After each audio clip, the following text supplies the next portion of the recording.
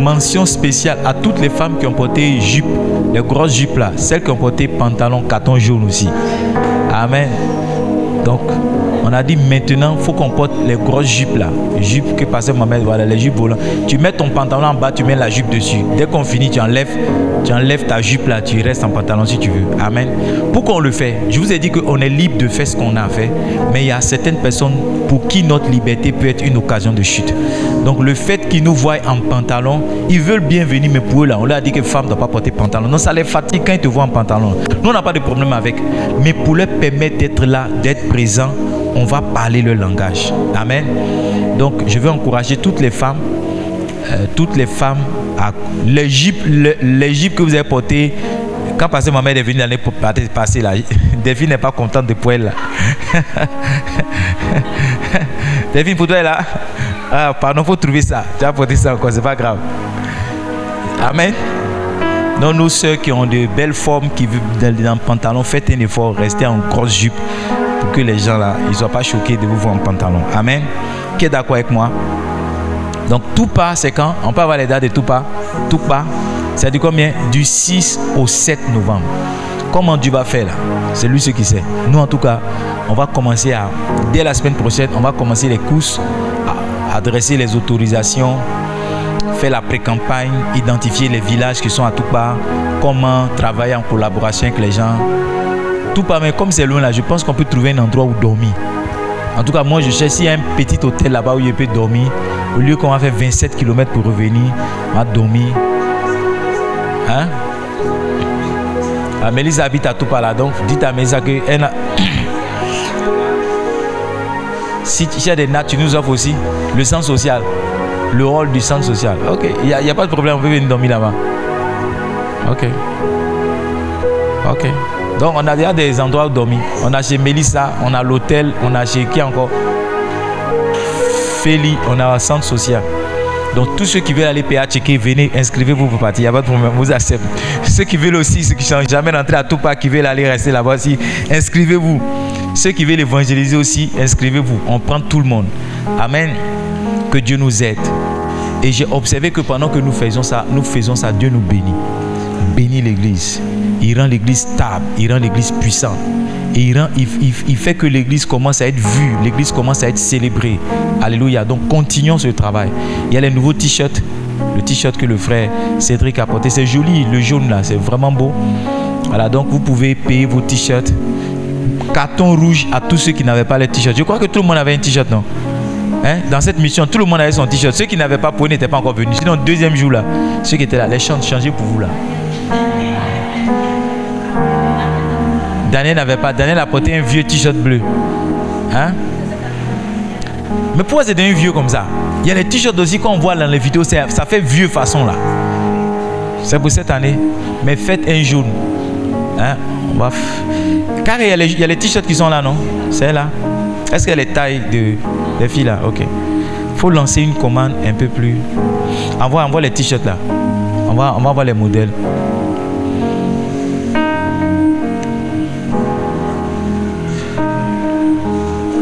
Donc, il y a combien de t-shirts à peu près?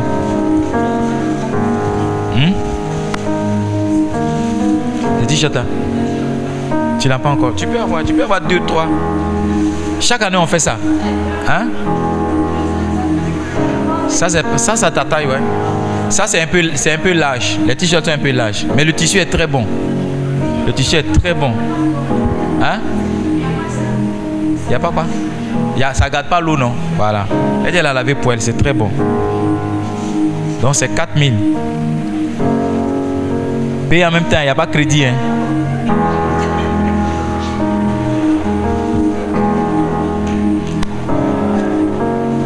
Là comme elle le. Là comme changez vos t-shirts. Hein? Les t-shirts que vous portez, c'est trop vieux maintenant. Bon, c'était pour vous montrer, c'est pas pour acheter maintenant. Donc si vous voulez donner 4000, vous prenez. José, ça te va? Mais on t'a pas vu dans la mission, tu étais où? Tu étais où? Tu étais pas là, tu étais le. Hein? Tu étais là. Faut être à la mission, hein? Toi, tu es à Djoukrou. On a besoin des femmes à Djoukrou pour nous aider. Où on rentre, où on rentre pas. Ok. Que Dieu nous bénisse. Alors, je vais partager un message avec nous et puis on va se séparer pour aujourd'hui. Qui est content d'être Livingstone? Qui sent qu'il est il est au bon endroit? Qui sent qu'on s'en va quelque part? Qui sent qu'on fait quelque chose dans cette église-là? Qui sent qu'on ne s'ennuie pas? Qui sent qu'on n'est pas des aventuriers? Qui sent que Dieu est en train de nous aider, nous aussi, à écrire notre petite histoire? On n'a pas les croisades avec les podiums comme pour mes amis, mais on a notre croisade quand même. Alléluia. On n'a pas les croisades où on partage, on envoie les médecins pour opérer les gens, mais pour nous aussi, là, on donne un peu de riz. Alléluia. Amen. Qui sent que ça évolue même? Maintenant, il y a riz et huile dedans. Alléluia. Avant, il n'y avait pas tout ça. Avant, c'était une seule soirée. Maintenant, c'est 2 soirées. Quand on dit 2 soirées, ça veut dire que tout ce qu'on a loué, c'est x2. Est-ce que tu comprends? Sono, on paye 2 fois. Chaise, on paye 2 fois. Bâche, on paye 2 fois. Avant, c'était un transport 2 fois. Le transport seulement, c'était 120 000 francs sur les 3 jours. Premier jour, là, on vous a laissé vous débrouiller un peu. On a donné 10 000. Débrouillez-vous là-bas. Mais deuxième jour, on a payé 40 000. Troisième jour, on a payé 40 000. J'ai observé que quand on met le transport cadeau, beaucoup de personnes viennent. Donc, vous n'allez pas payer transport. Tout pas aussi, on va vous transporter cadeau. Ceux qui vont dormir sur place, on va faire un repas pour vous. Si, on va faire un repas pour vous. On va avoir un camp. Voilà. Alléluia. Que Dieu nous bénisse. Alors, je vais partager quelque chose que Dieu a mis dans mon cœur. Et le temps là. Alléluia. Lisons ensemble. Hébreux chapitre 12. Le verset 5 au verset 10. Hébreux chapitre 12, verset 5 au verset 10. On peut l'avoir à l'écran. Suivez-moi. Et vous avez oublié. Oublié, normalement, c'est E accent aigu. Pourquoi c'est Z? C'est votre Bible là qui fait ça comme ça? Ah. Bon, c'est bon, on va prier. Il pleut. Et vous avez fait comment? Vous avez oublié l'exhortation qui vous est adressée comme à des fils. Comme à quoi? Comme à des quoi? Voilà. Mon fils, ne méprise pas le châtiment du Seigneur et ne perds pas courage lorsqu'il te reprend. Vous devez savoir que il y a ce qu'on dit à des fils et il y a ce qu'on dit aux autres. Est-ce que vous êtes là? Il y a des parents qui sont ici. Voilà. Un papa, il y a ce qu'il dit à ses enfants et puis il y a ce qu'il ne dit pas. Il dit aux autres. Donc quand vous êtes un fils, il y a un type de message qu'on adresse. Il y a un type de message qu'on vous enseigne. Quand vous êtes un fils, il y a un type d'exhortation, un type de prédication qu'on vous fait entendre. Alléluia. Et ce matin, je veux vous donner un autre point dans la série Devenez des fils. Et le point que je veux vous donner, c'est que un bon fils supporte le châtiment. Un bon fils fait quoi? Voilà. Il dit, mon fils, ne méprise pas, comme un close this door, ne méprise pas quoi? Le châtiment du Seigneur et ne perds pas courage. Loïc, please, come and close this door. Il a dit quoi? Ne méprise pas quoi? Suivez-moi, il a dit quoi? Donne-moi le verset qui suit. Il dit, car le Seigneur fait quoi? Châtie celui qu'il aime. Et il frappe de la verge tous ceux qu'il reconnaît pour fils. Changez de place. Ici, l'André, ça coule. Hein. Venez, changez de place.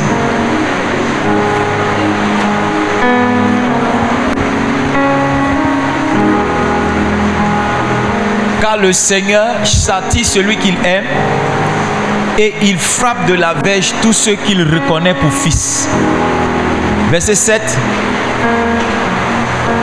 Supportez le châtiment. C'est comme des fils que Dieu, vous traite. Car quel est le fils que le Père ne châtie pas? Quel est le fils que quoi? Que le Père ne châtie pas. Verset 8. Mais si vous êtes exempts du châtiment auquel tous ont part, vous êtes des enfants illégitimes et non des fils. Vous êtes des enfants illégitimes et non des fils. Viens l'aider, viens l'aider. Verset 8. Si vous êtes exempt, verset 8. Si vous êtes exempt du châtiment auquel tous ont part.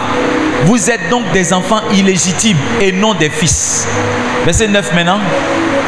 C'est bon, laisse. Verset 9. D'ailleurs, puisque nos pères, selon la chair, nous ont châtiés et que nous les avons respectés, ne devons-nous pas, à bien plus forte raison, nous soumettre au Père des esprits pour avoir la vie? Verset 10.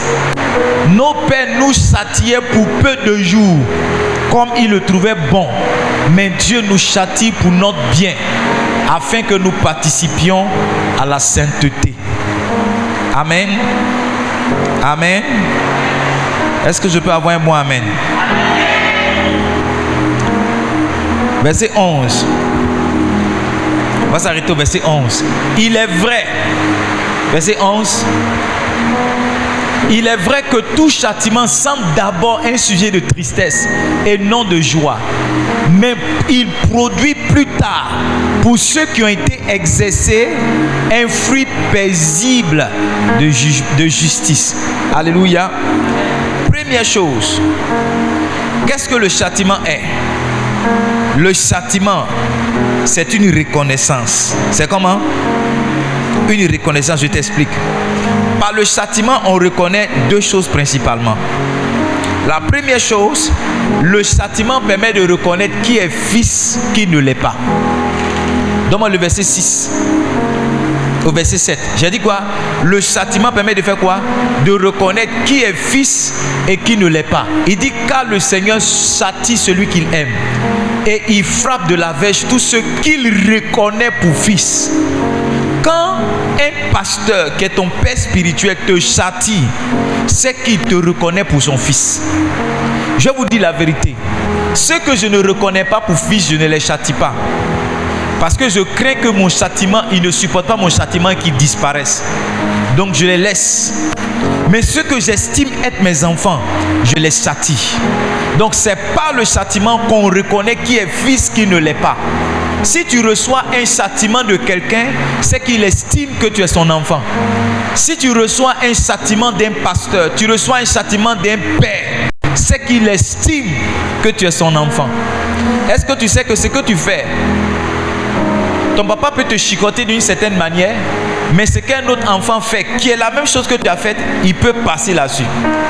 C'est-à-dire, si toi par exemple tu voles, tu es le fils de ton père et tu voles des biscuits, que ton père te voit dans la rue là, tu as volé des biscuits, il peut te chicoter devant les gens. Mais si c'est un enfant qui ne connaît pas, il va dire et de crainte d'avoir des problèmes avec peut-être les parents de cet enfant, il ne le touchera pas. Il va dire voleur là, quitte ici. Donc le châtiment que ton père te réserve ou le châtiment qu'il applique sur toi, ça montre l'estime de fils qu'il a pour toi ou qui ne l'a pas. Abel, il ne faut pas dormir, hein?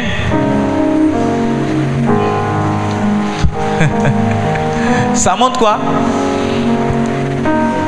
Voilà. Donc, par le châtiment, on reconnaît qui est fils. On reconnaît qui ne l'est pas. Ça veut dire que si toi aussi tu n'acceptes pas le châtiment que quelqu'un te donne, ça veut dire que tu ne le reconnais pas comme étant un père. Amen. Tu ne le reconnais pas comment? Tu ne le reconnais pas comme étant un père. Deuxième chose qu'on reconnaît, tous les fils n'ont pas au châtiment. Sinon, ils sont des fils illégitimes. Verset 8. Verset 8. Il dit, mais si vous êtes exempts du châtiment auquel tous ont part. Verset 6, verset 7, on a établi que c'est les fils qui ont part au châtiment. Il dit, vous êtes donc des enfants illégitimes. Si tu ne supportes pas le châtiment de ton père, ça veut dire que tu es un enfant illégitime. Tu es un enfant bâtard. Tu n'es pas le fils de ce monsieur. Tu n'es pas le fils de cette femme. On t'a ramassé quelque part. tu es juste en balade. Voilà, voici ce qu'on reconnaît quand tu ne supportes pas un châtiment. Tu montres que tu es un fils illégitime. Oui, dans l'église, il y a les fils illégitimes et il y a les fils légitimes. L'apôtre Paul, parlant de Timothée, il dit mon fils bien-aimé, mon fils légitime dans la foi. Est-ce que je peux vous dire qu'est-ce qui établit la légitimité? Je peux vous dire qu'est-ce qui établit la légitimité? Est-ce que je peux vous dire comment est-ce qu'on peut savoir qui est légitime ou bien qui est illégitime? Vous voulez savoir? Qu'est-ce que ça intéresse? Allons-y ensemble en Actes chapitre 16. On va lire le verset 1 au verset 3. Actes chapitre 16. Actes des apôtres chapitre 16. Il se rendit ensuite à Derbe et à Lystre. Et voici, il y avait là un disciple nommé Timothée, fils d'une femme juive et d'un père grec. Les frères de Lystre et d'Icône rendaient de lui un bon témoignage. Paul voulut l'emmener avec lui, sauf qu'il n'était pas le fils de Paul. Et l'ayant pris, il le circoncit à cause des Juifs qui étaient dans ces lieux, car tous savaient que son père était grec. Ce qui établit votre légitimité de fils, c'est la capacité que votre père a de vous circoncire. Quelqu'un va dire, maman, papa, je suis une femme, comment tu vas me circoncire? La circoncision, l'apôtre Paul dit, ce n'est pas la circoncision qui est dans la chair, c'est la circoncision qui est dans le cœur. Ça veut dire que ce qui montre que vous êtes un fils légitime, ou bien ce qui montre qu'un père est un père légitime, c'est la capacité qu'il a d'heurter votre cœur. Parce que la circoncision, c'est fait une blessure, une entaille sur le corps de quelqu'un. Donc quand un père peut te blesser et tu continues de le suivre, ça montre que tu as été circoncis et que tu as établi la paternité, tu as établi la filiation. Donc on n'est pas père ou bien on n'est pas fils parce que lui là m'appelle daddy ou que j'appelle l'autre ma fille ou bien mon fils. On établit la légitimité dans la filiation par la capacité qu'on a de blesser l'autre sans qu'il ne se retire. Et la blessure c'est quoi? C'est la frustration. Quand on a pu te frustrer que tu es là, quand on a pu te blesser que tu es là, ça montre que tu es un fils. On a une de nos soeurs, elle n'est pas là, mais je parle d'elle. Elle va suivre l'enseignement à la télé. Notre soeur Mélissa, actuellement, elle est frustrée. Elle est blessée. Donc, elle est dans son test. Elle est dans son test. Elle est en examen de passage. Soit elle revient ici, elle s'assoit, elle montre que c'est une fille. Soit elle ne vient plus, elle montre qu'elle était illégitime. Vous êtes silencieux. Non, elle est dans son test. Et le test de chacun arrive. Tous ceux qui sont ici là-bas, qui a déjà fait son test? Qui a déjà fait son test? Parce que Diane, tu n'as pas encore fait ton test. Voilà. Beaucoup ont fait le test. Toi, tu vis, toi, tous les jours, tu es blessé. Qui n'a pas encore fait son test de la blessure? La Soko Osei n'a pas encore fait son test. Qui d'autre n'a pas encore fait son test? C'est le seul. Toi, tu as fait trop de tests. Mesdames. Toi, tu as fait trop de tests. La jumelle. Tes tests sont beaucoup. Hein? Tu ne te rappelles pas, un jour, tu as quitté le groupe des chants. C'est pas toi? Ah. La première réaction, il quitte le groupe WhatsApp. Papa, c'est là. C'est la première. C'est le réflexe. Quand tu es blessé, là, dès que tu arrives à la maison, tu sors du groupe WhatsApp. Tu bloques la respo, tu sors du groupe. Toi, tu es sorti du groupe plusieurs fois, non? Ah, c'est ça. Qui est déjà sorti d'un groupe?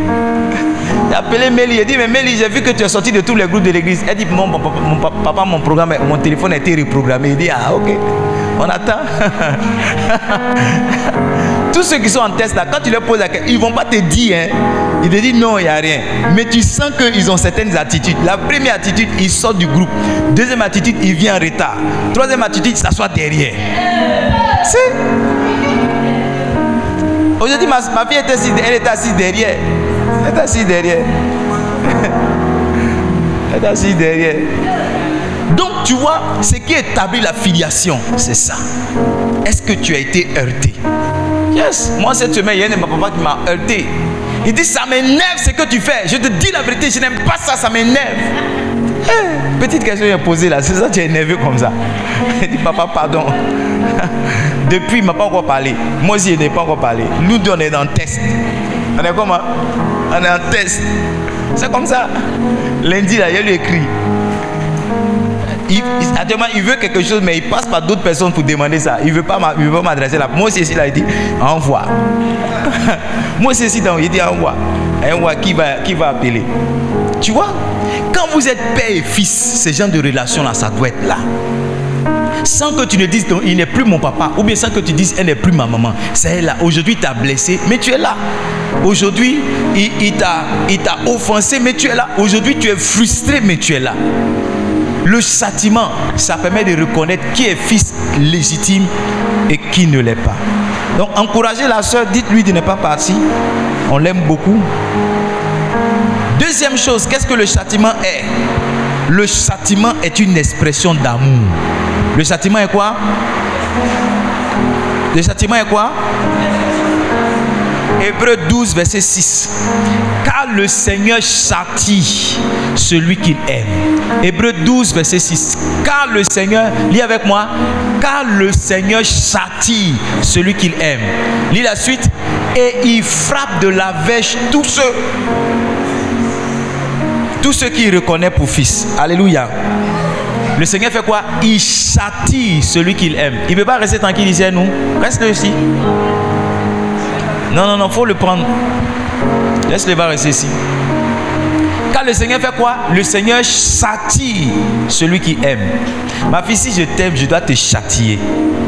L'expression de l'amour, ce n'est pas toujours je t'aime ma fille, oh mon bébé, ma fille préférée. Non. Quelquefois, pour qu'un papa te montre qu'il t'aime, il te chicote.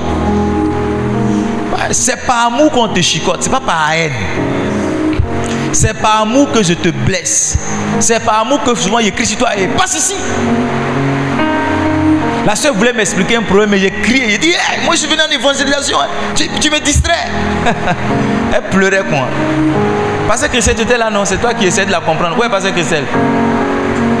Tu étais là non? Elle pleurait non?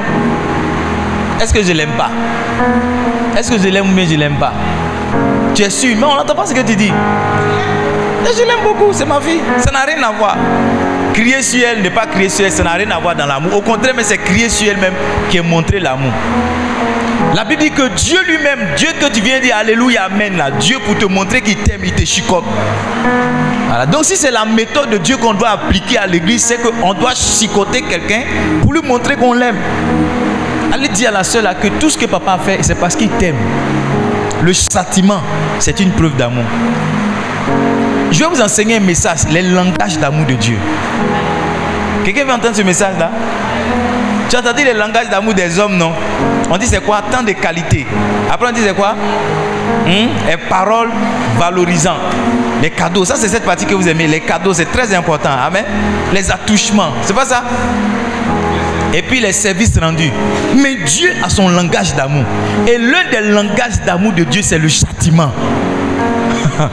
L'un des langages, quand Dieu veut te montrer qu'il t'aime, à l'église, quand on veut montrer qu'on t'aime, on te châtie. Voilà. Dans le monde, on te donne cadeau, on dit non, tant de qualité, il ne faut pas insulter les gens, les paroles valorisantes. À l'église, on te châtie. Le châtiment, c'est un langage d'amour de Dieu. Je pense que je dois écrire cet article-là demain sur Facebook. Le langage d'amour de Dieu. Comment Dieu montre. Un langage d'amour de Dieu, c'est le sacrifice. Pour que tu montres, c'est-à-dire, le jour où Dieu va vouloir que tu lui montres son amour, il va te dire de sacrifier quelque chose. Si Dieu ne t'a pas encore demandé de sacrifier quelque chose, c'est qu'il sait que tu ne l'aimes pas. Mais si tu commences à dire Seigneur, je t'aime, oh, tu es tout pour moi, oh, agneau de Dieu, oh, tu es tout pour moi. Eh. Si tu commences à chanter ce genre de chansons-là, ou bien quelle chanson où on dit je t'aime Jésus? Je t'aime, tu le sais. Il y a longtemps on a chanté ça. Hein? Dans mon cœur, bouillant d'amour pour toi, tu es mon yaya. Je t'aime, tu le sais. Je t'aime, tu le sais. Je te porte dans mon cœur. Et mon cœur bouillant d'amour pour toi, tu es. Si tu aimes chanter ce genre de chansons-là, un jour Dieu va descendre dans ta chambre. Il va dire tes 100 000 que tu as gardés, tu veux aller à Béomi là. Tu veux aller à Béomi pour payer manioc ou bien igname pour venir faire commerce là. Il faut donner. Il faut aller demander à Abraham. ton enfant. Il dit ton enfant. Il dit ton unique. Et puis il dit celui que tu aimes. Abraham pouvait donner Ismaël. Il a déjà chassé. Donc il peut dire bon, toi, tu ne coûtes rien, va. Il dit celui que tu aimes, celui que tu as attendu pendant 25 ans. Donne-moi cet enfant en sacrifice. Le sacrifice est un langage d'amour pour Dieu. Tous ceux que Dieu aime, ou tous ceux qui ont montré leur amour pour Dieu, il y a quelque chose qu'ils ont sacrifié sur l'autel de l'amour. Sur l'autel. Tu ne peux pas sacrifier, mais on peut avoir la climatisation ou bien on paye aussi pour ça. Bon, payer 100 francs sans maman. Hein? Moi j'ai un peu chaud. Bon, allume quand même, allume. Allume tout. Premier langage d'amour de Dieu, c'est quoi? Le châtiment. Deuxième langage, c'est quoi? Le sacrifice. Le jour où Dieu va vouloir que tu lui montres son amour, il va te dire sacrifie-moi quelque chose. Tu m'aimes, mais qu'est-ce que tu as sacrifié pour moi? Suivez-moi, la Bible dit quoi? Dieu a fait quoi? Dieu a tant aimé le monde qu'il a fait quoi? Qu'il a donné quoi? Son fils unique. Le sacrifice se voit dans la qualité de ce que tu donnes à Dieu. Le sacrifice, comment Dieu nous a montré son amour? C'est parce qu'il a donné Jésus. Donc pour que toi aussi tu montres, tu sais, le langage d'amour là, il y a ce que tu parles, c'est ce que tu parles que tu veux qu'on t'adresse, c'est pas ça? Si toi par exemple, ton langage d'amour c'est les paroles valorisantes, tu vas vouloir que toi aussi on te dise des paroles valorisantes, c'est pas ça? Quand tu vas quelqu'un, tu as dit tu es beau, mais tu dis ça parce que c'est ce que tu comprends. Donc si Dieu, lui, il nous, pour montrer son amour pour nous, il sacrifie Jésus, ça veut dire que lui, ce qu'il comprend aussi là, c'est le sacrifice. Mais je reviens sur cette série là, les langages d'amour de Dieu. Vous serez bénis. Mais mon point est le suivant, je ne veux pas que vous l'oubliez. C'est que c'est par le châtiment dans la maison de Dieu qu'on exprime son amour pour quelqu'un. Le fait que je te châtie, ça montre que je t'aime. Le fait que quelquefois je te heurte et je te blesse, ça montre que je t'aime. Ce n'est pas de la haine, c'est de l'amour. Eva se demande, mais ça c'est quel amour ça? Parce qu'elle est un peu étonnée. Ça c'est quel amour? Et puis on fait souffrir dedans. Oui, c'est ça l'amour de Dieu. C'est ça l'amour de Dieu. Tu n'as pas compris. Allons-y ensemble. Proverbes chapitre 3. On va lire les versets 11 et verset 12. Proverbes chapitre 3, verset 11 et verset 12. Je ne sais pas si tu vas à la maison, qu'est-ce que tu as fait? Tu ne peux pas laver habit?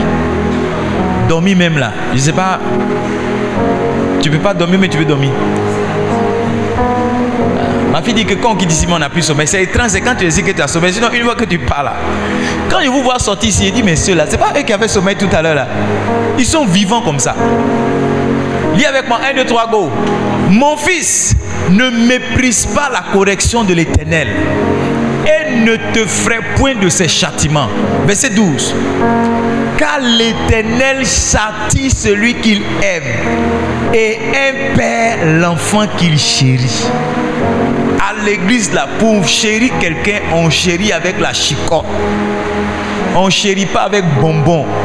On ne chérit pas avec gâteau. On chérit avec la chicotte. Pour te montrer que je t'aime, c'est le châtiment auquel je vais t'exposer. Amen. Donc le châtiment, on a dit, permet de reconnaître quoi? Qui est un fils légitime, qui ne l'est pas. Deuxièmement, le châtiment permet de faire quoi? Le châtiment est une expression d'amour. Est-ce qu'on a lu le verset 12? Amen. Troisième chose, le châtiment est une instruction. Le châtiment est quoi? Ça veut dire le châtiment est un enseignement. Chaque fois qu'on te châtie, il y a quelque chose qu'on veut t'enseigner. 2 Timothée 3, le verset 16. 2 Timothée 3, le verset 16. Toute écriture est inspirée de Dieu et utile pour enseigner, pour convaincre, pour corriger, pour instruire. Le instruire ici là, c'est le grec paideia. Et paideia, ça veut dire l'éducation qu'on donne à quelqu'un. Paideia, c'est quoi? L'éducation qu'on donne à un enfant.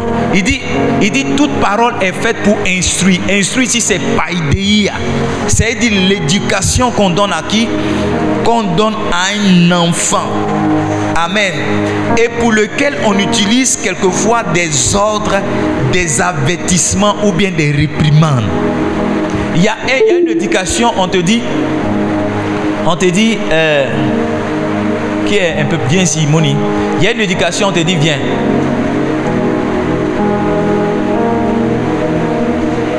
Viens, arrête-toi là. Il y a une éducation là. On te dit, tu vois, quand tu vas tout droit, au feu, tu vas à droite. Ça, c'est une éducation. Tu comprends, non? Et puis, il y a une autre éducation. On fait comme ça. Je ne t'ai pas dit que quand tu vas tout droit, arriver au feu, il faut tourner à droite. Quelqu'un connaît ça, non? Hein? Où chaque mot c'est un coup. Et en général, ce qui reste là, c'est le deuxième là. Ce n'est pas quand tu vas. Ça n'arrête jamais. Nous tous on est ici, ça n'arrête jamais. C'est qu'on dit. Je t'ai pas dit. Et quand tu vas tout droit, arriver au feu, il faut tourner à droite. Amen. Ça là, ça ne te quitte jamais. Même quand tu dors, assieds-toi ma fille, quand tu dors, quand tu te réveilles, tu dis oui, je dois aller tout droit, tourner à droite. Il y a des gens aujourd'hui là, tu es vieux, mais il y a certaines choses qu'on t'a dit, tu n'as pas encore oublié. Quelqu'un comprend, non? Il y a un certain piment qu'on a mis sur toi. Tu te rappelles toujours pourquoi on a mis ce piment là. Et depuis ce temps, tu ne reproduis plus ça. C'est ça, païdéia. Quand on te châtie, c'est pour t'enseigner quelque chose que tu ne vas jamais oublier. Tu ne vas jamais oublier. Donc, il ne faut pas mépriser le châtiment, il ne faut pas sous-estimer le châtiment, il faut plutôt le supporter.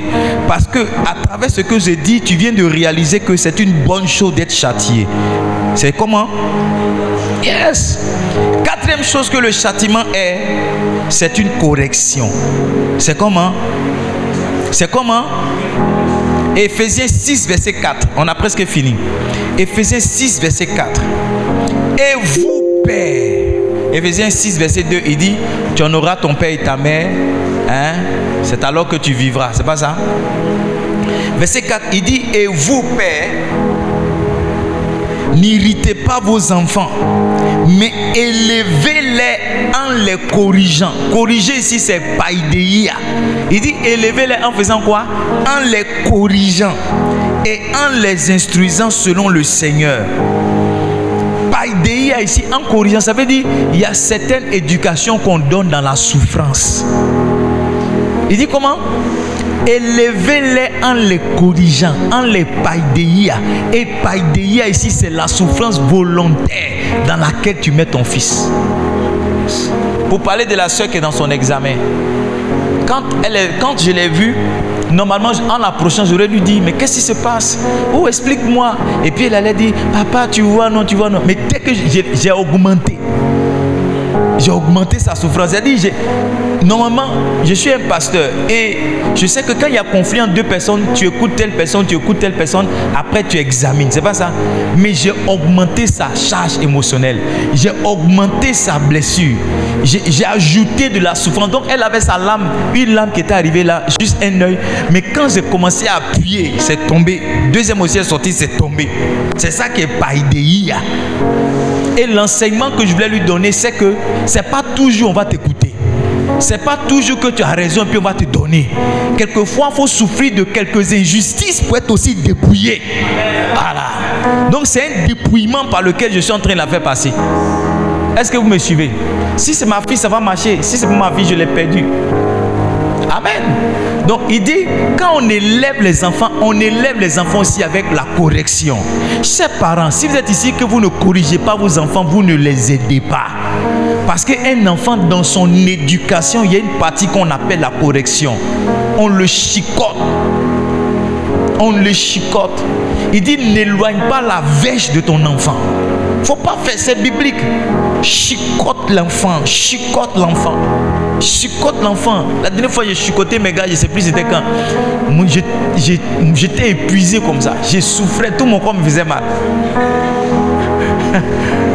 Parce que ça demande de l'énergie. Prends une ceinture. Et puis quand tu fais, tu sens pas la fatigue. C'est quand tu laisses là, ton rythme, ça fait bon. Marcel, tu ris, ça fait bon. Tu veux te coucher un peu sur le lit parce que l'énergie que tu as dépensée là, tu ne savais pas que tu étais en train de dépenser autant d'énergie. Mais tu vois, Dieu par sa grâce préserve ton enfant et le garde. le garde. C'est pas ça. Il dit en les corrigeant, si donne-moi le verset qui suit. On était dans quoi? Verset 5. Ok, non, laisse verset 4. Allons-y, trouve-moi le verset dans le livre de Proverbes où il dit n'éloigne pas la verge. Il a dit ainsi tu éloigneras la folie de lui. C'est pas ça? Voilà. Il y a des choses que tes enfants ne font pas. Nous, on nous a chicotés. Tu connais fil de courant méché? Tu connais ça? C'est ce qu'on appelle fil de courant méché. Mon papa avait un bois, ça ne se casse pas. Une règle incassable en bois. Un jour, je ne sais pas qu'est-ce que j'ai fait. J'ai cru que si je dormais tôt et qu'il me voyait dormir, il allait avoir pitié de moi pour dire non, il a déconné, mais il dort. Hey! Je dormais sur le lit superposé là. Mon papa a fait sortir mon pied. Tu vois, lit superposé là. Il y a un bois qu'on fait pour te protéger, pour ne pas que tu tombes là. Tu vois, il y a un espace entre les deux bois là. Tu vois, non? Il a fait sortir mon pied gauche là. Il a fait sortir ça dedans comme ça. Il a bloqué ça. Mon père était très grand. Il a bloqué ça et sa main gauche. Et puis la plante de mon pied là est sortie du lit. Et puis il a pris le bois incassable. Quand je parle, je sens la douleur encore dans mon corps.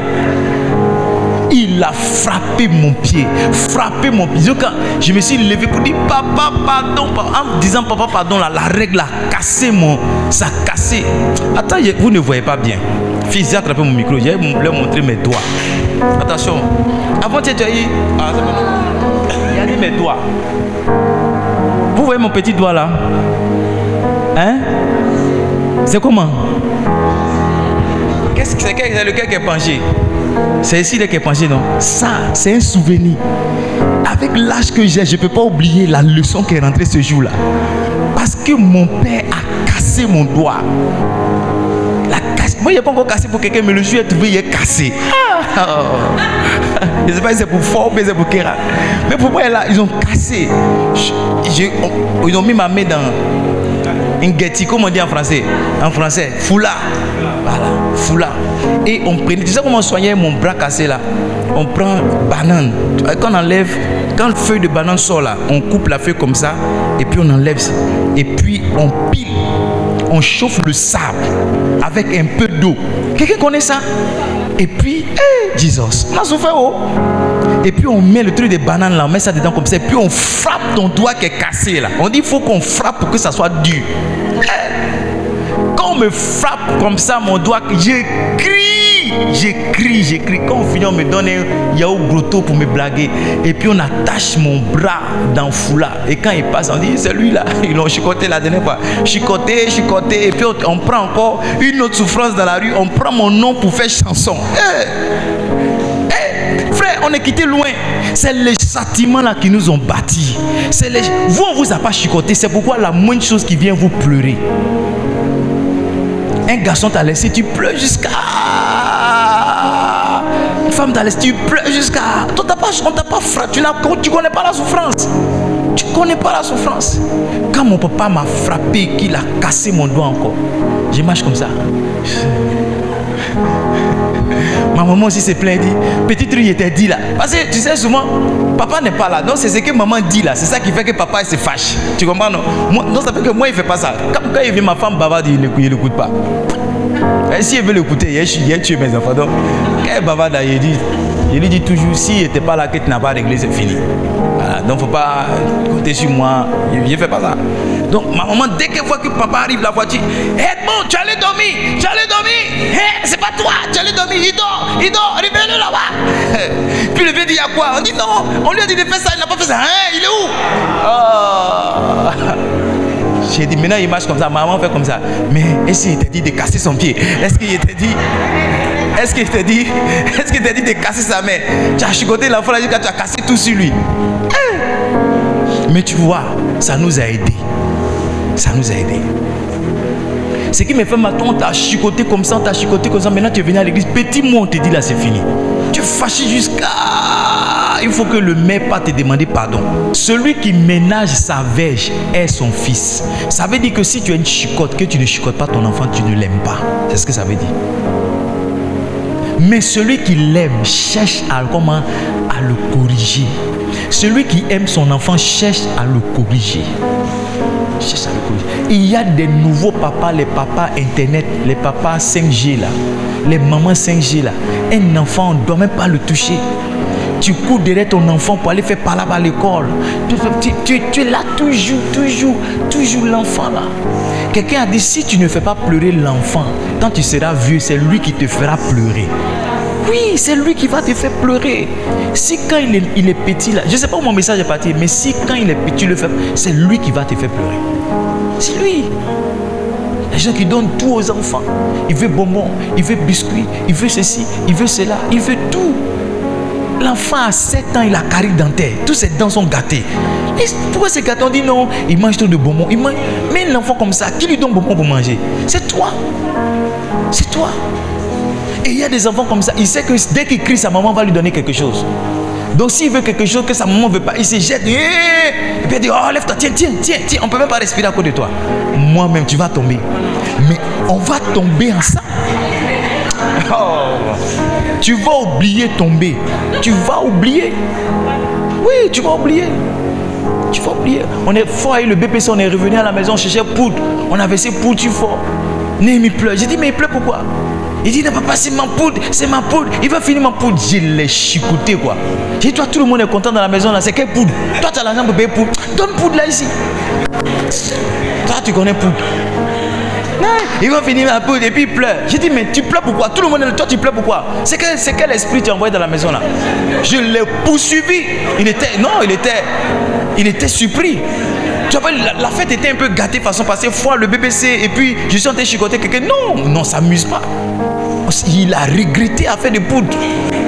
Aujourd'hui, si quelqu'un a examiné, c'est lui qui va courir pour dire papa, voici poudre. Voici poudre. Voici poudre. Celui qui ménage. Tu vois, et ton enfant, mais il n'est pas bête. Ton enfant sait que tu l'aimes. Tu sais. Parce qu'après, il voit l'attitude que tu as quand tu as fini de chicoter. Il sent que il n'y a pas un père qui est un père normal qui est content de frapper son enfant. Non. Même ton enfant, quand il pleure, ça te déchire le cœur. Oui. Tu es là même. Après, quand tu vas te coucher, tu te poses la question, est-ce que tu as bien fait? Est-ce que tu n'as pas exagéré? Est-ce que, tu vois, peut-être que tu ne montres pas à l'enfant, mais ça te touche. Ou bien quand il pleure, que ça ne finit pas, mais ces pleurs même te dérangent, ces pleurs même te rendent encore malheureux. Mais tu as fait comment? Il a fait quelque chose qui n'est pas bien. C'est le langage que tu dois lui enseigner. Donc, chez enfants, souvent je fais des choses qui vous peinent. Moi aussi, ça me peine. Quand je vous vois, vous ne souriez pas, ça me peine. Mais il me joue les durs parce que je suis votre papa. Quand il vous voit, je suis peiné aussi. C'est le langage, c'est parce que je vous aime.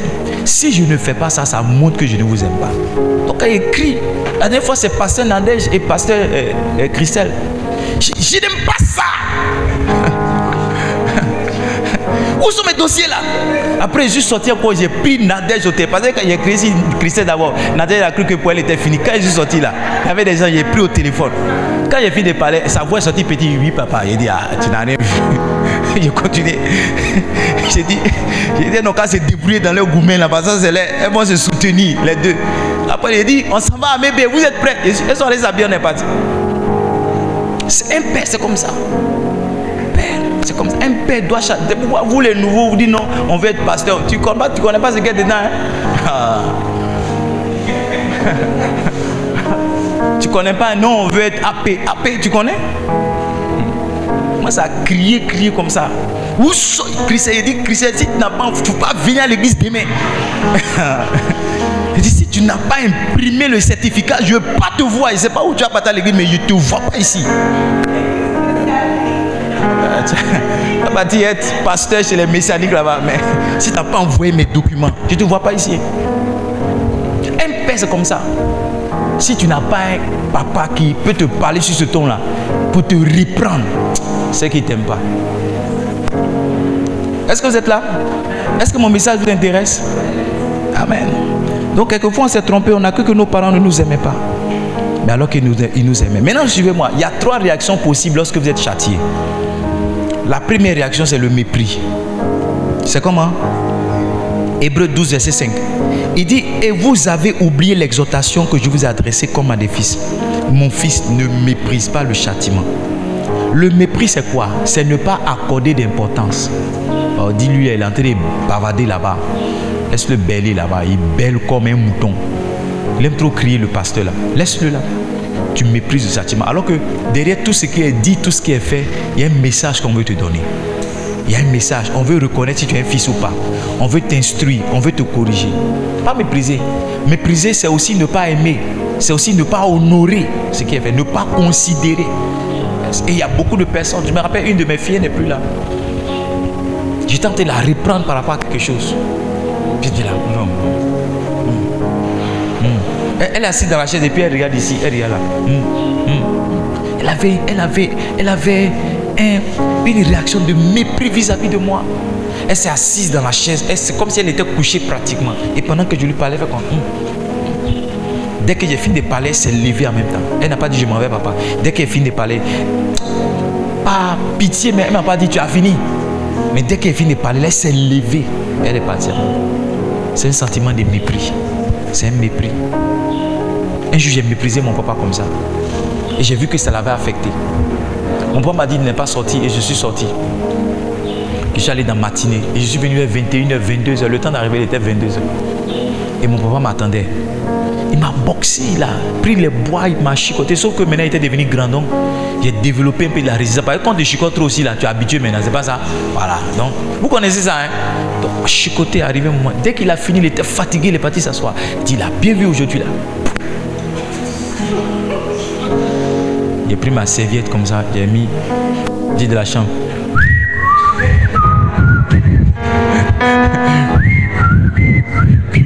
Il dit, il s'était en train de regarder, il faut pas fâcher bien quoi. Il dit, tout le monde s'est tourné comme ça. Mais aide-moi, il est malade, hein. J'ai dit, si rentrer dans la douche, de toute façon, il chante, ça finit pas. Il chante fort. Mon père est au salon, il s'est dit, mais mon fils, il est perdu. Il est perdu, c'est fini. Il est perdu. Tu vois, j'ai eu une attitude qui a méprisé, j'ai méprisé mon papa. Souvent, mais quand on te frappe, fais semblant de pleurer.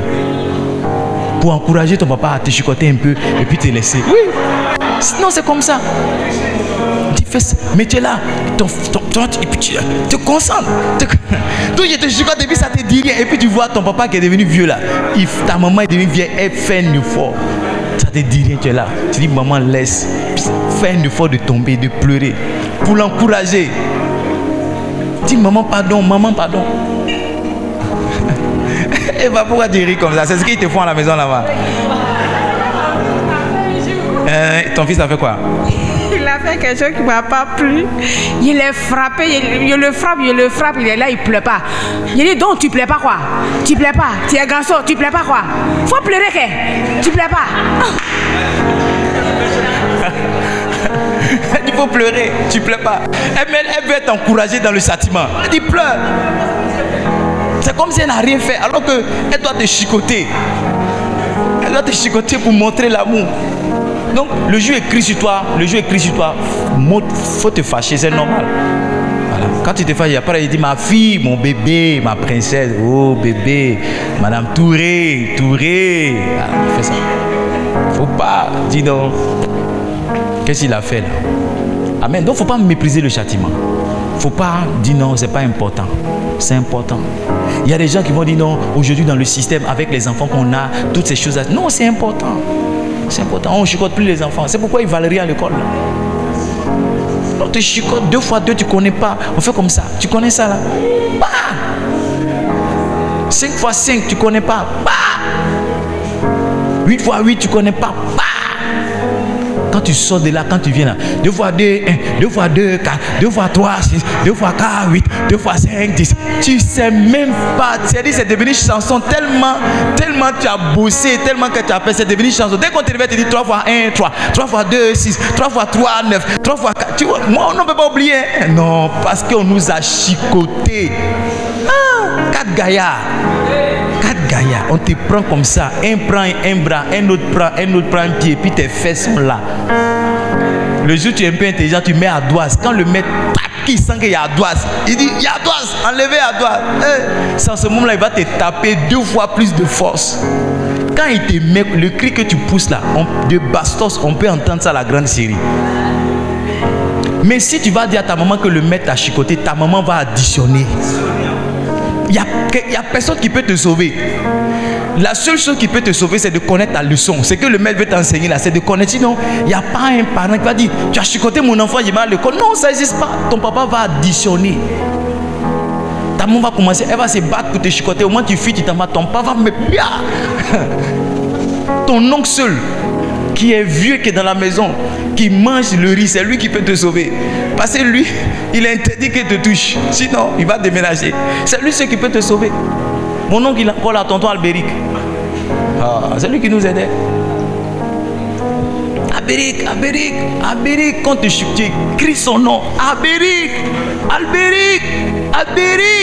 et puis vieux comme ça, il dit, tonton, ne fais pas, et puis t'arraches dans les mains de ton papa, il s'en va avec toi. C'est ça, tu es sauvé. Sinon, si Albéric n'est pas là, tu vas crier jusqu'à ta voix.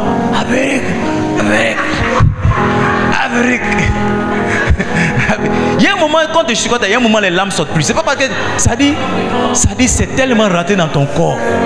Tu es là, Albéric, va pardon, papa, va pardon. Oh, hey. On nous chicote, mais on ne laisse pas. On s'en va seulement. On s'en va. Dieu nous a aidés. Dieu nous a aidés. Quelle autre réaction? Quelle autre réaction possible devant le châtiment? Quelquefois les gens ont le découragement, la tristesse. C'est là que je parle souvent de la frustration. Hébreux 12, verset 11. Il est vrai que tout châtiment semble d'abord un sujet de tristesse. Beaucoup de personnes s'arrêtent là.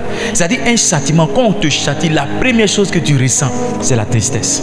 Tu es triste que ton pasteur t'ait parlé comme ça. Tu es triste que ton père spirituel t'ait parlé comme ça. Maintenant, regarde la suite. Il dit, est d'abord un sujet de tristesse et non de joie. Maintenant, il dit, il produit plus tard, pour ceux qui ont été ainsi exercés, un fruit paisible de justice. Donc, c'est tout naturel que si on a crié sur toi, tu sois triste. C'est tout naturel que si on a crié sur toi, tu ne sois pas joyeux. Mais si tu acceptes plus tard, ça va produire en toi un fruit paisible de justice. Donc c'est normal, si tu es triste qu'on a crié sur toi, le pasteur t'a mal parlé, si tu es triste là, c'est normal. C'est ce que la Bible dit. On attend cette réaction-là. Au contraire, si tu ne montres pas de tristesse, ça veut dire que toi, tu as dépassé le niveau où, en fait, tu ne fais plus rien. Je fais attention. Laisse papa. Si papa te parle, tu le regardes seulement, hein, tu ne calcules pas. Regarde seulement. Si dès qu'il finit, tu t'en vas. Tu dois sentir la tristesse quand tu es repris. Amen. Troisième réaction possible, et c'est ce qu'on attend de vous, c'est de supporter le châtiment. C'est de faire quoi? Il y en a qui ne supportent pas la tristesse que le châtiment envoie. Et la décision qu'ils prennent, c'est de quitter ou bien de partir. Amen. Amen. Troisième, c'est quoi? Supporter. Hébreux 12, verset 7. On a presque fini. Hébreux 12, verset 7. Supporter le châtiment, c'est comme des fils que Dieu vous traite. C'est comme des fils que Dieu vous traite. Car quel est le fils qu'un père ne châtie pas? Ce qu'on attend de vous, c'est pourquoi je vous ai dit le point, c'est un fils supporte le châtiment. Un fils, c'est quoi? Supporte le châtiment. Si tu es un fils, tu dois supporter le châtiment. Tu dois supporter le châtiment. J'ai pas vu Marc Aurèle, il est où?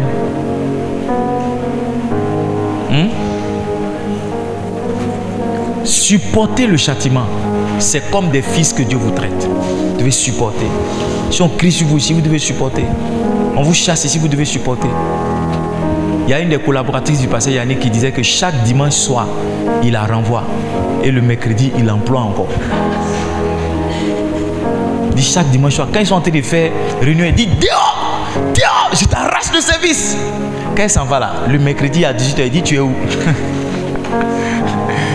Le son de la batterie, j'entends pas bien. Tu es où? Tu es où? Pourquoi le son est comme ça? Il a chassé dimanche, mais mercredi, il lui demande elle est où? Est-ce que tu comprends? Donc c'est son expression quand il n'est pas content. Mais en même temps, je vous assure, mes enfants, il n'y a pas quelqu'un ici que je n'aime pas. Je vous aime vous tous. Et hier, j'étais heureux quand je voyais, même j'étais touché quand j'ai vu Mireille. J'étais touché quand je partais à la maison, je réfléchissais, je dis mais Mireille. Et Dieu m'a dit, tu sais, tous les enfants là ne sont pas des anges. Il y a les enfants aussi, tout ça c'est les enfants. J'ai dit ma femme disait que tous les Mireilles on compte et puis on dit on est 360 là. Tous les autres elles sont dedans. Quand on compte les membres de l'église et puis on est, il y en a dedans aussi. Donc je disais, vraiment Seigneur, c'est frère, c'est ma fille aussi. Et puis Dieu a fait grâce, aujourd'hui c'est son anniversaire. Je m'étais dit que cette semaine, lundi bien m'a dit, j'allais l'appeler pour dire, Mimi, comment tu vas? Est-ce que vous comprenez ce que je suis en train de dire? Je suis sur quel point là? Voilà, la réaction devant. Il faut supporter le châtiment. Il faut faire quoi? Il faut supporter. Vous devez supporter le châtiment. C'est pas parce que le pasteur a crié que c'est fini, il t'aime pas. Non, il t'aime. Il t'aime bien. Tu dois supporter le châtiment. Qu'est-ce qu'on attend de quelqu'un qu'on châtie? Qu'est-ce qu'on attend? Quand on te châtie, qu'est-ce qu'on attend de toi? Quand je te châtie, quand je te punis, parce que le châtiment c'est aussi la punition. Quand on te suspend d'un ministère, on te suspend d'un département, on dit toi, sors, je ne veux plus te voir ici. C'est à qui j'ai dit, c'est Christelle. Très souvent c'est comme ça que je menace par ces Christelle. Si tu ne viens pas à l'église, que je menace. Hein? Oui, mais elle vient. Elle vient, je ne sais pas. Et c'est quand il vient, elle te chasse. Elle ne chasse pas. Mais je lui dis, samedi. Samedi, c'est elle seule que je ne trouve pas dans les réunions. Donc je l'appelle. Quand je la trouve, je crie. Si tu n'as pas envoyé ça, je ne vais pas te voir demain. Tu vas dans une autre église. Mais elle est là. Et puis quand elle est là, je me rappelle même pas que j'ai dit ça la veille. Mais elle vient les choses. Elle vient les choses. Amen. Il y a des gens, ils ne me connaissent pas. Donc quand ils entendent ça, ils disent, ah, mon papa m'a chassé. Ah, moi, tu vois plus. C'est papa même qui m'a chassé. Il a chassé comment? Il a dit de partir. Mais il a dit comment? Il a dit, oui, mais il a dit de partir. Mais s'il a dit de partir, ça veut dire de partir. Mais il y a combien de parties? Il a dit, je ne veux pas te voir ici. Frère, c'est pas ça. J'étais chassé pour le jour et pour l'heure. Amen.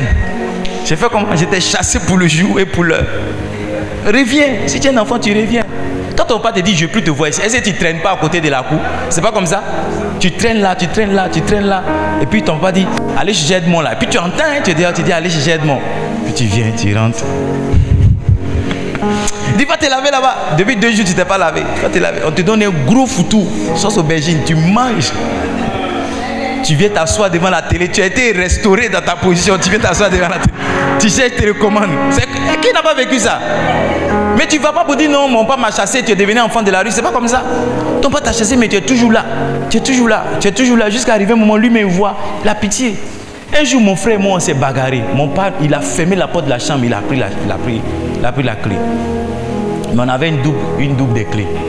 Donc, le piège, c'était de ne pas changer d'habit. On est resté dans le même habit pendant 1 semaine. Mais on n'a pas accès à notre chambre. Il dit, comme vous bagarrez là, vous ne pouvez pas rester ensemble, vous allez dormir au salon. Donc, il dit, sortez! Il a fermé la porte, il est parti au travail avec ça. Donc, mon frère et moi, on a commencé à s'entendre, il n'y a plus par là. Tu fais comment? Tu as une clé, j'ai une clé. Donc, quand le vieux s'en va au travail, on s'en va s'échanger, on prend nos affaires. Mais quand il revient, moi, je me rappelle ma culotte qui est portée, c'était une culotte rouge. Donc, je suis resté dans. Dès que je sais que papa vient, je porte la culotte rouge, je suis là. Mais on a souffert quand même parce que ne pas avoir accès à la chambre, c'était une souffrance. Mais on n'a pas dit non, papa nous empêche de dormir dans notre chambre, c'est fini, on est devenus des enfants de la rue. Non, c'est pas ça. C'est pas ça. Est-ce que vous comprenez le langage des parents? Souvent ton papa, ce qu'il est en train de te dire là, c'est pas ce qu'il veut dire vraiment. C'est pas ça. C'est pas ce qu'il veut dire vraiment. Maintenant, toi, tu dois être mature pour comprendre que dans tous les cas, c'est ton papa. Il ne peut pas te chasser. C'est ça qui est la vérité. C'est ton papa, il ne va pas te chasser pour aller où. Mais quand il te dit sors, si tu reviens là, un père qui est un père, si tu reviens, même si tu te dis sors, qui t'a pas vu 1 semaine, c'est lui-même qui apprend les gens pour aller te chercher. Il ne va pas dire non, il dort tranquille, il mange, il boit, et puis non, on dit on ne va pas être bon pendant 1 semaine. Ça lui dit non, c'est que ce n'est pas ton vrai papa. Ton vrai papa, non, il n'est pas un père. Il va tourner dans son lit jusqu'à, même s'il ne t'a pas montré, il ne va pas trouver le sommeil. Il va dire à sa femme, il n'est pas encore venu. Mais il est rentré où? Il n'est pas encore venu. Elle peut-être même lui, mais c'est pas toi qui l'a chassé. Mais il va dire, mais je l'ai chassé comment? Est-ce que c'est ce qu'il lui a dit là? Ça a dit de partir. Mais tu as dit dans ta bouche, il n'a qu'à partir. Mais est-ce que je lui ai dit de partir? Vous maintenant, dans le verbe partir, qu'est-ce que ça veut dire? Qu'est-ce que ça ne veut pas dire? Ils vont rester dessus. Mais c'est pas ce qu'il voulait dire. Il était juste fâché, menacé. Amen. Amen. Oh. Acceptez d'être châtié, mes enfants. Le châtiment, c'est le chemin de la guérison. Qu'est-ce qu'on attend? Hébreux 12, 9. On va lire le verset 9 et le verset 10. D'ailleurs, puisque nos pères, selon la chair, nous ont châtiés et que nous les avons respectés, ne devons-nous pas, à plus forte raison, nous soumettre au Père des esprits pour avoir la vie? Nos pères nous châtiaient pour peu de jours, comme ils le trouvaient bon. Mais Dieu nous châtie pour notre bien, afin que nous participions à la sainteté. Donc, qu'est-ce qu'on attend ou bien qu'attend-on de quelqu'un qu'on châtie? On attend qu'il participe à la sainteté. Participer à la sainteté, c'est quoi? C'est qu'il change. C'est qu'il fasse quoi? C'est qu'il change. Quand on te menace là, on ne doit pas te menacer 2 fois pour la même chose. Quand tu as menacé pour les certificats que tu n'as pas imprimés là, ça veut dire toujours tu dois imprimer les certificats. On ne doit pas te menacer toujours pour la même chose. On ne doit pas te chasser 2 fois pour la même chose. Quand tu as chassé une première fois, ça veut dire que ce côté-là, on veut que tu changes. On veut que tu changes. On veut que cette manière de faire là, tu changes. On veut que ce comportement-là, tu le laisses. Donc, on attend que tu participes à la sainteté. Deuxième chose qu'on attend de toi, on attend que tu respectes celui qui t'a châtié. Parce que quelquefois, tu sais, on essaie de te faire mal par le châtiment parce qu'on estime que notre parole n'est pas suffisamment respectée. Quelqu'un comprend ce que je suis en train de dire? Tu dis quelque chose à ton fils A et puis il ne comprend pas. Il ne respecte pas. Quand tu le chicotes, tu veux lui donner la leçon que désormais, si je te dis quelque chose, tu devrais le faire. Donc, on attend que vous respectez. Celui qui vous châtie, il attend de votre part un respect. Enfin, celui qui vous châtie, il attend de votre part la soumission. La quoi? La soumission. C'est la soumission qui va faire que quelquefois ton papa t'a chicoté, mais il t'envoie quand même. Je ne sais pas si vous avez eu des papas comme ça. Il y a des papas, quand ils te chicotent, ils ne te parlent plus. Mais il y en a quand ils te chicotent, c'est maintenant, il te fait faire des choses bizarres. Lève-toi là-bas, va m'acheter du pain. Et puis il vient de te frapper, tu es là. Et puis il te dit, il te donne 150, il va acheter du pain. Tu dois l'acheter, mais tu ne vas pas l'acheter. Tu veux que tu chicotes encore. Puis il dit, tu dois acheter du pain. On dit, il y a quoi? Mon papa. Tu ne peux pas trop expliquer l'histoire. Il dit, bâti, on dit, il y a quoi? Tu dis, tu arrives quelqu'un, on dit, il y a quoi? Papa. Mon papa. Ton papa t'a fait quoi? Ça sort pas. Et il t'envoie quand même. Qu'est-ce qu'il attend de toi? La soumission. Ton papa attend que tu sois soumis, que tu obéisses à ce qu'il dit. Donc si tu es dans cette église-là, qu'on te reprend quelquefois, qu'on te châtie quelquefois, on attend de toi la soumission. Il y a certains de nos enfants qui ont fait pratiquement les mêmes bêtises. On les a châtiés, on les a mis sous discipline, ou bien... Mais tu vois, certains ont une attitude repentante, une attitude de soumission. Mais d'autres rentrent dans la rébellion. À partir de là, ils s'en foutent, il ne vient plus, il disparaît. Et puis à d'autres, tu sens que le gars s'approche. Tu sens qu'il s'approche. Tu sens qu'il est là. Tu sens qu'il se fait voir. Tu sens qu'il veut que tu le remarques. Tu sens qu'il a une TAP, il a une technique d'approche. C'est cette attitude-là qu'il faut avoir. Si vous êtes dans une organisation, laissez-moi vous dire, peut-être que je parlerai au pasteur, il n'y a aucune organisation dans laquelle il n'y a pas de conflit. Même chez Dieu au ciel, la Bible dit il y a pas là. Il pas là. Donc si vous êtes ici, ne croyez pas que non, tout le monde est des anges. Non. Non. Et vous devez savoir que quelquefois, ce qui envoie par là même là, ce n'est pas ce qui est arrivé.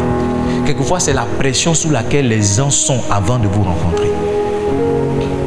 Moi, j'explique. Moi, j'ai compris. C'est pourquoi, de plus en plus, je fais attention à ne pas porter le stress ou la pression du ministère à la maison. Parce que souvent, ton fils peut avoir dit « Ah !» Et tu es dans une violence. Ce n'est pas ce qu'il a dit vraiment. C'est vrai que ce qu'il a dit, c'est que tu n'aimes pas. Mais tu te comportes comme ça. Le comportement que tu as, c'est la somme du stress au travail, du ministère. Ou mais quelqu'un qui t'a énervé, quelqu'un qui dit va te donner 100 000, il t'envoie 10 000.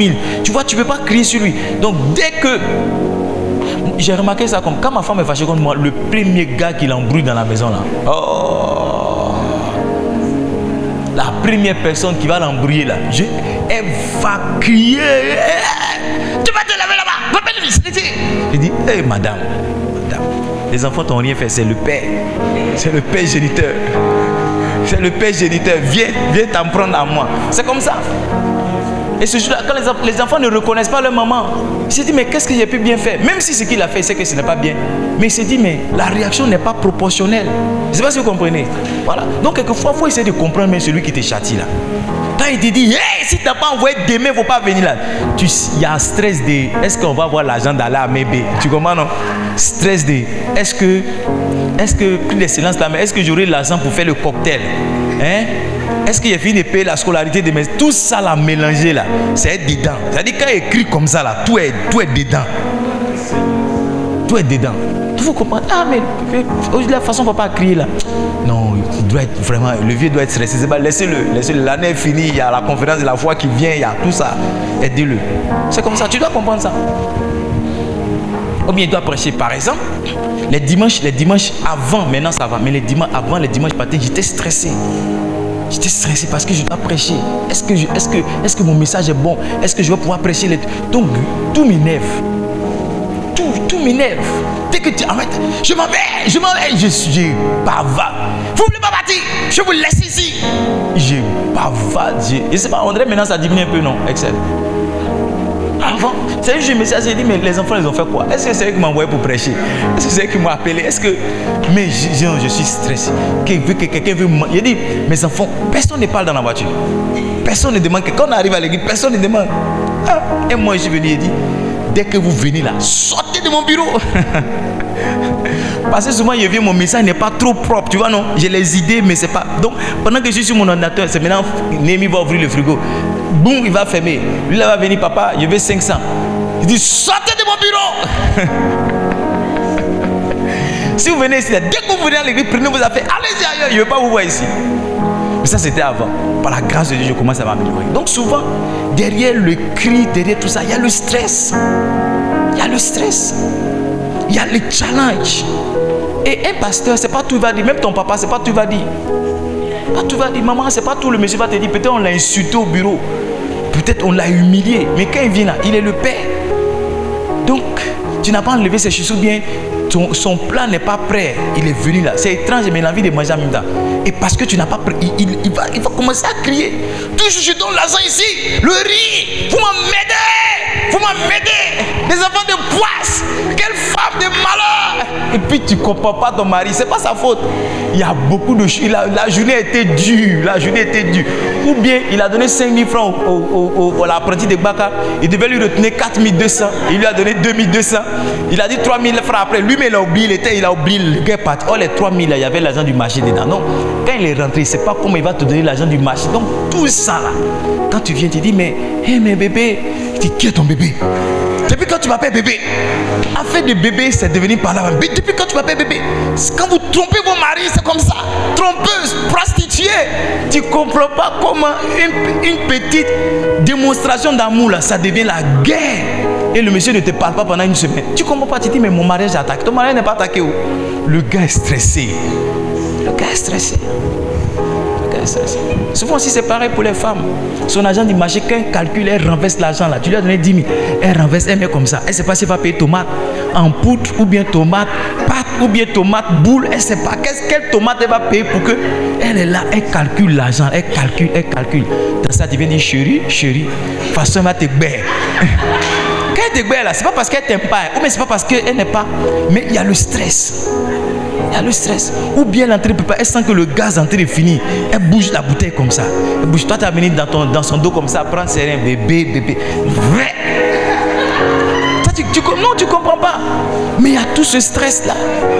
Tu dis non, j'ai marié une femme violente. Ma femme est querelleuse. J'ai pas de paix dans ma maison. Frère, la dame est stressée. Elle est stressée. La nuit, tu as dit non, la nuit, tu as sauté. Elle dit non, j'ai mal à la tête. Mal à la tête là, c'est le stress. C'est mal de stress. Parce que toi, tu n'as pas de problème. Toi, tu veux te libérer. Elle là, elle ne sait pas la chaussure de l'enfant là. Elle ne sait pas comment l'enfant va porter chaussure pour aller à l'école demain. Parce que toi, ce n'est pas ton niveau. Toi, tu te lèves, tu t'en vas. Mais elle, ça, les enfants viennent dire non, maman, on veut manger. Quand elle fait son calcul, elle sent que dans la semaine là, il y a 2 jours là, vous risquez de ne pas manger. Mais toi, ce n'est pas ton problème. Elle a ce stress là. Donc elle crie bien quand c'est tout. Je ne sais pas pourquoi mon message est en train de partir là-bas. Mais quand elle crie comme ça, c'est tout ça là. C'est tout le stress qu'il y a derrière qui fait que petite chose que tu as dit là, ça envoie par là, ça ne finit pas. Donc le conseil que je vous donne, c'est d'appeler ton mari quand il est calme pour dire chérie, qu'est-ce qui te tracasse? Parce que souvent, je ne sais pas mon message, je pense que c'est en train de bénir quelqu'un. Quelquefois on ne comprend pas ça. Donc nous aussi on boude. Donc ton mari a crié sur toi, toi aussi, tu ne lui parles plus. Donc, dès que tu jettes, tu dis, faut dire à papa, il n'a qu'à donner 50 francs, on va payer à lui mettre. Tu ne parles pas à ton mari. Némi, dis à papa, il n'a qu'à donner 500, ça va fini. Parce que toi aussi tu boudes, alors que le monsieur là, il s'est comporté comme ça parce qu'il est stressé. Tu devrais approcher ta femme pour dire, ah chérie, je pense que toi et moi on doit discuter. Qu'est-ce qui ne va pas? Et tu vas voir qu'elle va te dire non, c'est mon papa à l'église là. Il n'est pas content de tout ce que j'ai fait. Ah, ton papa. Non, je ne pense pas que ton papa t'aime pas. Ton papa t'aime. Peut-être que lui aussi il est un peu stressé. Sinon, le pasteur, je le connais, il t'aime. Tu es sûr? Oui, il t'aime. Il faut laisser ça. Faut laisser ça. C'est pas tous les jours. Et si c'est tous les jours? Non, c'est pas tous les jours. Il faut laisser. C'est vrai, on dirait que. Et puis c'est fini, tu as réglé le problème. Mais ta femme ne te parle pas, mais ta femme a crié, ah, c'est fini. Toi, si elle ne t'a pas parlé 1 heure, toi, tu ne lui parles pas 10 jours pour la sanctionner.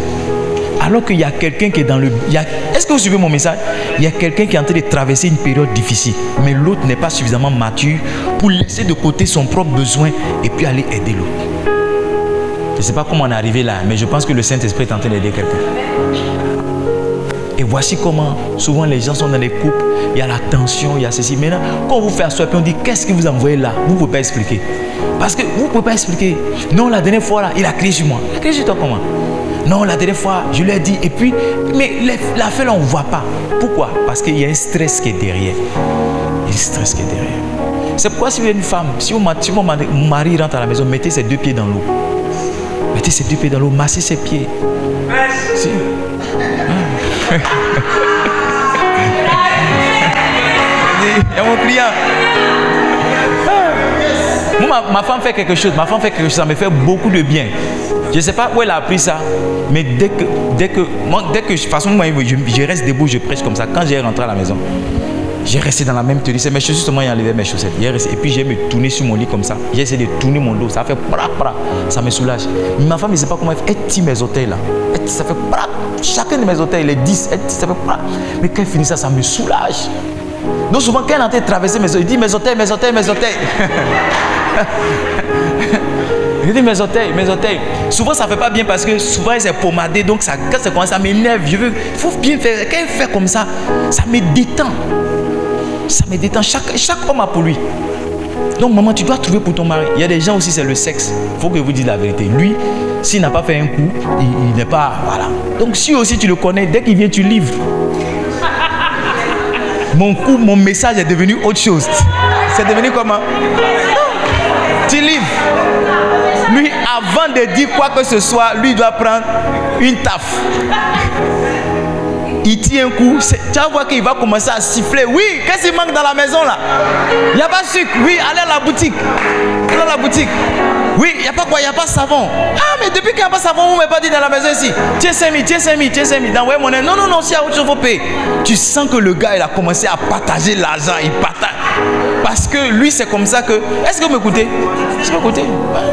Chez Marie, souvent nos femmes, elles aiment les paroles valorisantes. Quand ta femme vient comme ça, il faut l'encourager. Il faut dire certaines choses. Et il y a une chose que les femmes aiment, c'est nouveau habit, nouveaux chaussures. Il y a une femme qui n'aime pas nouveau habit ici. Nouvelles chaussures, nouveau habit. Un perruque. Si tu es un homme ici, il faut prendre le téléphone. Si ta femme a un smartphone là, il faut regarder dans screenshot. Capture d'écran, il faut regarder dans capture d'écran. Est-ce qu'il y a une femme qui a capture d'écran ici? Parce que quand ta femme est sur Facebook là, dès qu'elle voit habit là, elle fait capture d'écran en même temps, elle fait la photo. Il faut prendre. De temps en temps, il faut prendre. Il y a les trucs de 11 000, 12 000, 13 000, 18 000, 8 000, il faut prendre. Et il faut la blaguer. Tu dis 8 000, tiens, 11 000, va payer, ou bien commande. Tu vas voir, son stress va partir. Ou bien de temps en temps, augmente l'argent de marché. Même si tu as mis 500 dessus, je te promets que tu vas avoir le sourire de ta femme. Même si tu as mis 1000 francs, je te promets, tu as mis 1000 francs sur l'argent du marché. Fais un effort. Essaie chaque année d'ajouter 1000 francs sur l'argent du marché. Tu vas voir qu'il y aura plus de paix dans ton foyer. Si. Tu vois, chaque année, essaie de mettre 1000 francs. Si tu donnes par exemple, tout ce que tu donnes par semaine, ça fait 10 000. Essaie de faire 11 000. Le petit effort de 11 000 que tu as fait, ça ne sera pas petit pour ta femme. Je ne sais pas pourquoi mon message est parti là-bas. Mais tu vas voir que ça va envoyer un autre climat. Quand tu sens que le climat est devenu un peu vieux, ajoute 500 dessus. Maintenant, toi qui es un homme pas derrière, tu te bats pour que ton argent aussi augmente. Parce que si tu restes à la même quantité d'argent que tu gagnes, tu as senti qu'arrive un moment que ta femme est en train de t'appauvrir. Donc toi aussi, là, les business que tu peux faire, où tu peux rentrer, où tu peux sortir, pour que ton argent augmente, tu augmentes. Mais tu vas voir que, frère, tu vas voir qu'il y a la paix dans ta maison. Tu vas voir que toujours tu dis ta femme fait attaquer riz et sauce arachide. Tu vas voir que ta femme s'est préparée. C'est parce que là, on n'est pas beaucoup que tu manges sauce riz. Tu vas voir. Tu vas voir qu'il y a d'autres recettes, il y a d'autres choses. Ta femme va commencer à faire escargot sauté, escargot ceci, escargot cela. Tu vas voir, elle va te faire foutu, deux sauces. Elle va dire non, aujourd'hui il y a foutu et puis il y a riz. Elle dit, depuis quand il y a 2 plats chez vous à la maison, tu vas voir que ta femme va être inspirée. Elle va crier parce que l'effort que tu vas faire là, elle aussi elle va chercher un autre effort qu'elle va vouloir faire pour te récompenser. Et elle ne va jamais te dire qu'elle a migraine. Elle va dire chérie, mon corps c'est à toi, je suis à toi, tu m'as marié. Si, c'est ce qu'elle va te dire. Mais s'il n'y a pas ça, ta femme aura mal. Tous les soirs elle va avoir mal de tête. Je te promets, tous les soirs elle va dire, aujourd'hui on allait à l'évangélisation. Amébé, on est quitté à Amébé. Tu as dit mais le pasteur a aimé, il ne m'arrange pas. Il prend nos femmes là pour les fatiguer maintenant la femme. Yes. Parle ton langage, parle le langage de ta femme. Si tu parles le langage de ta femme, ça sera plus facile pour toi. Je ne sais pas pourquoi mon message est arrivé là, mais je pense que cette partie-là, ça a enlevé le sommeil dans le visage de beaucoup de personnes. Yes. Il y a beaucoup de stress. Beaucoup de stress. Il y a des choses qui stressent. Moi, je suis un pasteur. Quand on m'a dit non, je dois diriger à vase d'honneur. J'étais stressé. Mon cœur se coupait un coup comme ça. C'est comme si on m'annonçait un décès. J'étais stressé. Je ne peux pas manger. J'étais là, je tremblais. Dieu m'a aidé. Il y a des choses qui stressent. Et c'est dans ça, tu viens dire non, lui là, ils l'ont chassé de l'école. Ils n'ont qu'à le chasser à jamais. Parce que tu es stressé. Est-ce que vous avez compris mon message?